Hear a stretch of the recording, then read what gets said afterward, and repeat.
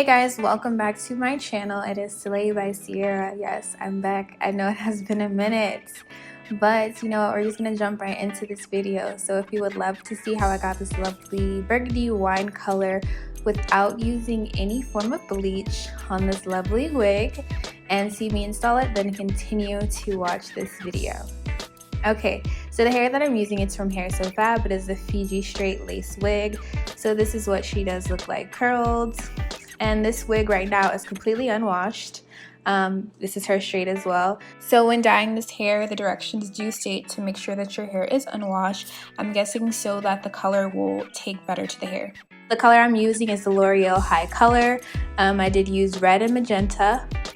So right now I'm just eyeballing the developer. It does say in the directions the correct amount, but I wanted it to have more developer than dye so it can like basically spread throughout the hair better.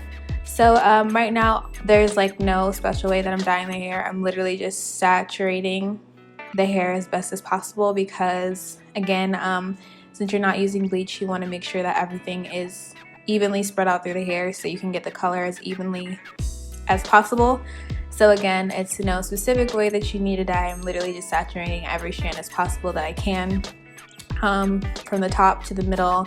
Then I go in with a rat tail comb because it's super small to make sure that I'm combing through everything properly. I did the first two bottles that I used was red and magenta, and I bought 3 bottles when I went to Sally. So I bought 2 boxes of red, 1 box of magenta because I thought I was only gonna need 3, but this hair is actually very full as you guys can see.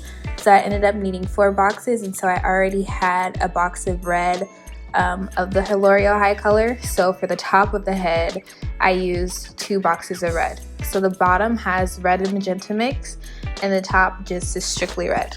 So just so you guys know, I didn't pour it all in at the same time. I did those 2 boxes first and then the other 2.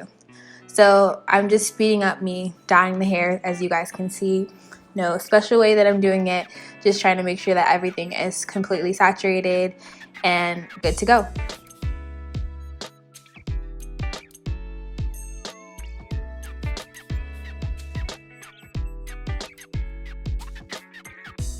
After I did dye everything, I did go ahead and wash and condition the hair, and this is what it looks like wet still. So the color is going to be darker when it is wet.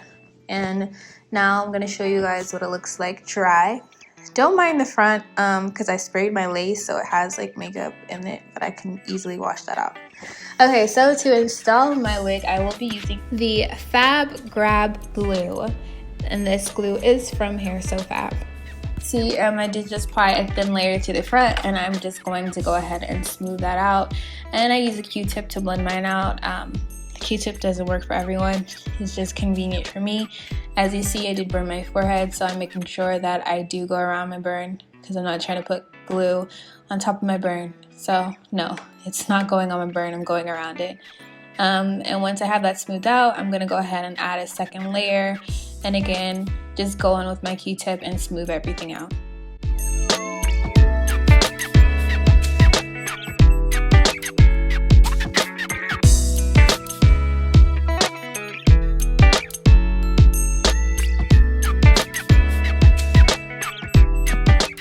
It's time to ladle the wig. Nothing special here. I just go in, kind of follow the my hairline and just lay it straight down on top of the glue. The sides were not glued down. I just put got to be gel on it because you see I did leave my edges out, so I didn't glue down anything on the sides, just the front of my forehead. And now I'm just sealing it in with the blow dryer and cold temperature. So now we're working on this part here. So basically, to get your part looking as natural as possible, you do want to go in with tweezers and tweeze that part. You don't want to make it too big because you don't want it to look too fake. So just tweezing enough is the best thing to do. Then I'm just going to go in with my lovely Baby Bliss flat iron. It's definitely amazing. One of the best flat irons I've ever bought, so I'm glad I did spend some money on this thing right here because it works like wonders. So yes, we're just gonna go ahead and finish off flat ironing it, and this hair flat irons so well. I love it so much because it is more of a kinky texture and it just reminds me more of like natural hair, what it looks like. blown out, straightened. Everything about it just gives me so much life. So here is the finished product. As you can see, she's kind of got that like wine burgundy color.